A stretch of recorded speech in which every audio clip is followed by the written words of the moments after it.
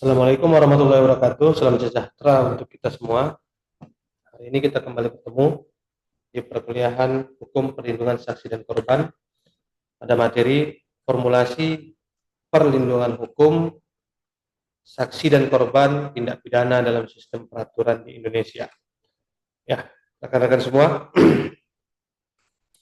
di pertemuan sebelumnya kita sudah melaksanakan UTS yang menunjukkan bahwa kawan-kawan atau rekan-rekan mahasiswa semua telah mampu mengintegrasikan pemahaman teoritis dengan kemampuan analitis dalam menjawab soal-soal hukum yang berkaitan dengan khususnya tentang perlindungan saksi dan korban, hukum perlindungan saksi dan korban. Jadi kawan-kawan, UTS tidak hanya menguji tentang pemahaman kawan-kawan terkait hafalan, tapi lebih kepada kemampuan mahasiswa membangun argumen hukum yang logis, relevan, dan sejalan dengan prinsip keadilan serta dasar-dasar teori negara hukum. Di dalam konteks hukum perlindungan saksi dan korban ini, kawan-kawan harus paham bahwa hukum itu bukan hanya untuk menghukum seseorang, tapi hukum itu bagaimana dapat juga bermanfaat untuk memulihkan keadaan si korban. Bukan lagi orientasinya untuk menghukum pelaku, tapi lebih spesifik terkait dengan bagaimana bentuk perlindungan terhadap pihak-pihak yang berkontribusi dalam pelaksanaan penegakan hukum pidana. Dalam hal ini bukan hanya terkait aparatur penegak hukumnya, namun juga berkaitan dengan saksi dan juga korban yang menjadi pihak yang dirugikan dalam tindak pidana. Adapun dalam pertemuan ke-9 ini, tujuan dan capaian pembelajaran kita yaitu kawan-kawan semua, rekan-rekan mahasiswa semua dapat mampu memahami materi dan konsep dari formulasi perlindungan hukum saksi dan korban tindak pidana dalam sistem peraturan hukum di Indonesia. Adapun daftar pustaka dan referensi yang digunakan yaitu buku Hak Asasi Manusia, Politik dan Sistem Peradilan Pidana yang merupakan karangan daripada Mulyadi Aditama. Kemudian Hukum Acara Pidana Indonesia yang walaupun sampai saat ini telah dilakukan KUHP yang baru, RKUHP yang baru untuk menggantikan KUHP yang lama. Tapi karena kita masih belajar ataupun yang berlaku untuk saat ini adalah KUHP yang lama, karena yang baru masih dalam rumusan, belum disahkan, maka tetap kita pelajari terlebih dahulu tentang hukum acara pidana.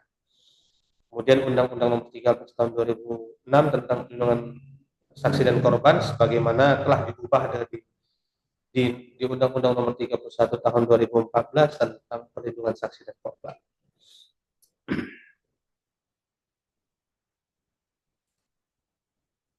Ya, untuk pendahuluan terkait deskripsi materi perkuliahan kita hari ini yaitu membahas bagaimana sistem hukum di Indonesia merumuskan dan mengatur mekanisme perlindungan hukum terhadap saksi dan korban.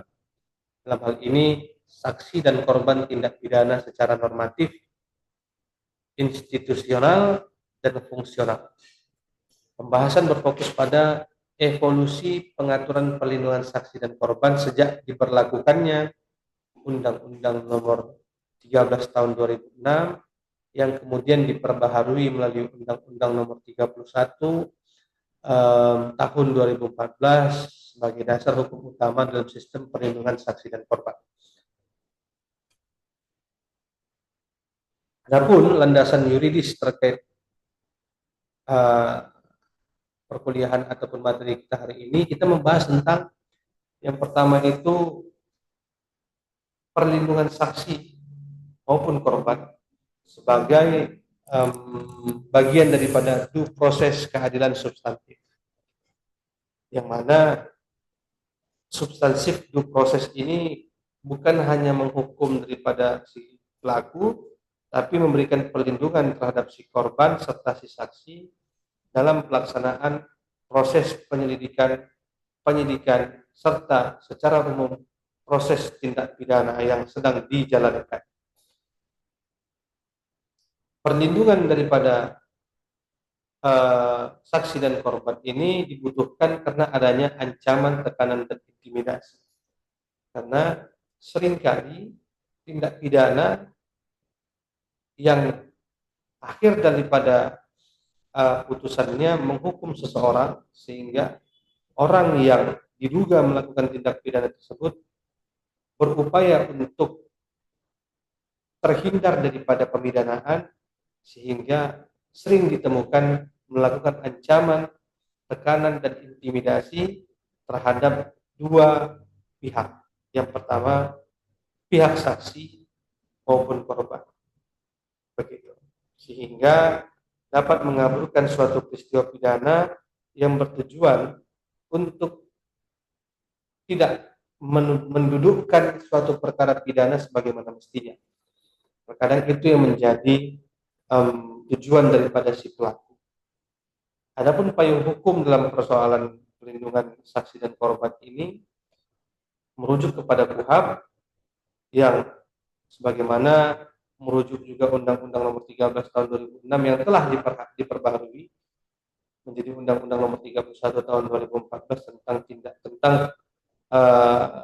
lembaga perlindungan saksi dan korban yang bertujuan menjamin keamanan, kejujuran serta menjamin keamanan, kejujuran terhadap keterangan yang diberikan oleh kesaksian ataupun saksi dan pemulihan terhadap korban. Itu tujuan utama.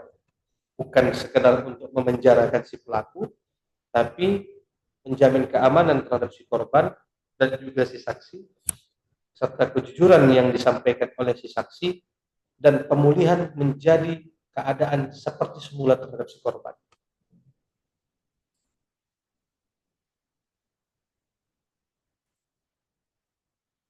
Berkaitan dengan perkembangan hukum di Indonesia, yang pertama fase pra Undang-Undang Nomor 13 Tahun 2006 tentang perlindungan saksi dan korban yang bersifat perlindungan yang begitu dikategorikan bersifat minim dan syarat administratif atau istilahnya birokrasi lah ya, kemudian tersebar di undang-undang sektoral. Fase Undang-Undang Nomor 13 Tahun 2006 juga ini merupakan tonggak lahirnya LPSK yang kemudian menjadi hak daripada saksi dan korban melalui atau diatur jelas dalam dan terstruktur. Kemudian fase terakhir yaitu Undang-Undang Nomor 31 Tahun 2014 menjadi perluasan terhadap hak restitusi. Jadi korban itu diberikan hak restitusi, yaitu mengembalikan keadaan kerugiannya, kemudian kompensasi, memberikan kerugian yang timbul terhadap apa yang dia derita, kemudian rehabilitasi, perbaikan terhadap dirinya, baik rehabilitasi secara fisik, psikis maupun ekonomi, kemudian penguatan koordinasi dan efektivitas perlindungan. Ini yang mungkin menjadi perkembangan hukum di Indonesia terkait perlindungan saksi dan korban. Kemudian bagaimana peran dan fungsi LPSK? Yang pertama, memberikan perlindungan fisik, kemudian hukum, medis, dan psikologis, menjamin kerahasiaan identitas. Kemudian menyalurkan kompensasi dan restitusi terhadap korban. Ya, terhadap korban. Bisa saja juga terkadang korban menjadi saksi sekaligus menjadi korban.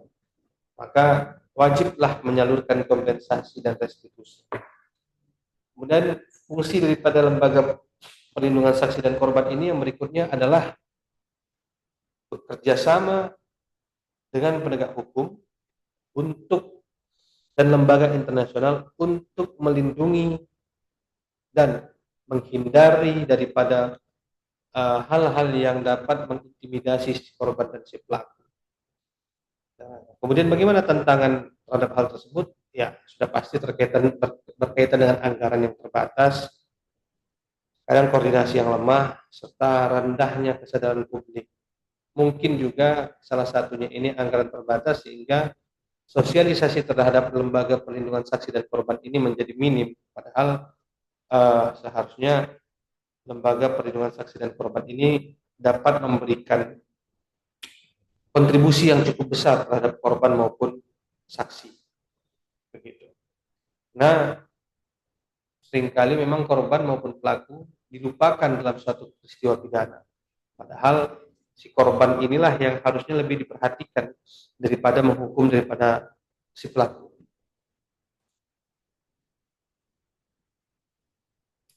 Integrasi dengan sistem peradilan.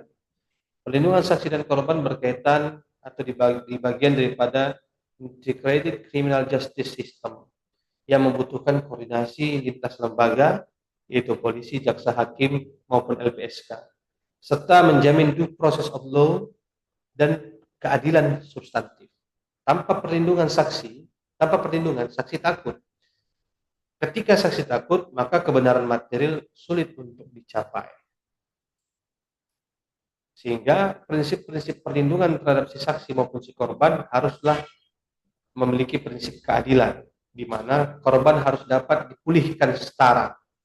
Jadi pemulihan setara itu maksudnya apa yang dirugikan terhadap si korban harus dikembalikan kembali seperti semula. Itu konsep restoratif justice sebenarnya.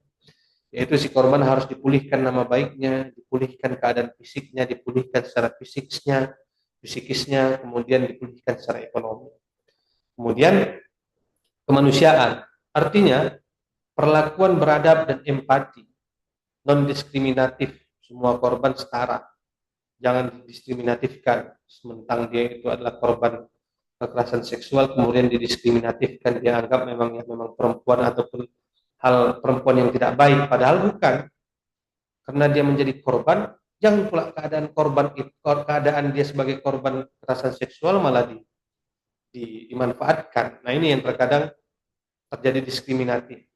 Bukan hanya di lingkungan sekitarnya, tapi terkadang juga terjadi di lingkungan bahkan pada saat dia dilakukan pemeriksaan. Begitu. Ini setiap kali sering terjadi. Kemudian restoratif atau pemulihan sosial dan keseimbangan hubungan hukum. Nah, berkaitan dengan prinsip konstitusionalitas selaras dengan hak asasi manusia dan Undang-Undang Dasar 1945. Kesimpulannya, kawan-kawan semua, rekan-rekan mahasiswa hukum sekalian, yang pertama, perlindungan saksi dan korban adalah pilar utama negara untuk mendapatkan kebenaran material tanpa intimidasi dan ketakutan yang disampaikan oleh korban serta saksi. Kemudian menjadi formulasi hukum di Indonesia menunjukkan perkembangan signifikan sejak tahun 2016 sampai 2014 hingga saat ini, sehingga saksi dan korban ini dapat merdeka menyampaikan apa yang dia rasakan, apa yang dia lihat langsung sehingga terangnya suatu peristiwa pidana. Kemudian yang keempat, masih diperlukan pembaharuan hukum, peningkatan anggaran dan sinergitas antar lembaga. Ini antar lembaga ini sangat penting ya untuk dipahami oleh kawan-kawan semua, sehingga sinergitas koordinasi antar lembaga dapat menciptakan terangnya suatu peristiwa pidana. Gitu. Rekan-rekan mahasiswa semua, untuk evaluasi dalam pertemuan hari ini saya memberikan suatu studi kasus yang nanti kawan-kawan bisa menjawab ataupun menyampaikan pendapatnya, pernyataannya, ataupun jawabannya terhadap studi kasus yang saya berikan melalui grup WhatsApp kita. Yang pertama itu saya akan memberikan sebuah studi kasus. Ini seorang saksi dalam kasus korupsi besar mendapatkan ancaman fisik dan psikologis setelah memberikan kesaksian di pengadilan. Ia kemudian meminta perlindungan kepada LPSK, namun belum mendapat tanggapan cepat karena keterbatasan sumber daya lembaga tersebut. Pertanyaannya, berdasarkan Undang-Undang Nomor 31 Tahun 2014, hak-hak apa saja yang dapat diperoleh oleh saksi tersebut? Dan yang kedua, jelaskan bentuk perlindungan hukum yang seharusnya diberikan oleh negara secara preventif dan represif. Ini kawan-kawan bisa menjawab, memberikan pendapat, memberikan tanggapan terhadap studi kasus yang saya berikan ini langsung di grup WhatsApp kita setelah kawan-kawan menonton video pembelajaran yang saya berikan. Ingat kawan-kawan, sekali lagi saya ingatkan, setiap kawan-kawan yang memberikan jawaban ataupun pendapat di grup WhatsApp kita dengan menyertakan nama dan NPM, itu menjadi nilai tambah terhadap saya, terhadap kawan-kawan semua, sehingga dapat kawan-kawan semua dapat mendapatkan nilai sesuai dengan yang kawan-kawan harapkan. Saya kira demikian kawan-kawan semua. Terima kasih atas perhatiannya. Sampai jumpa di video pembelajaran berikutnya. Assalamualaikum warahmatullahi wabarakatuh.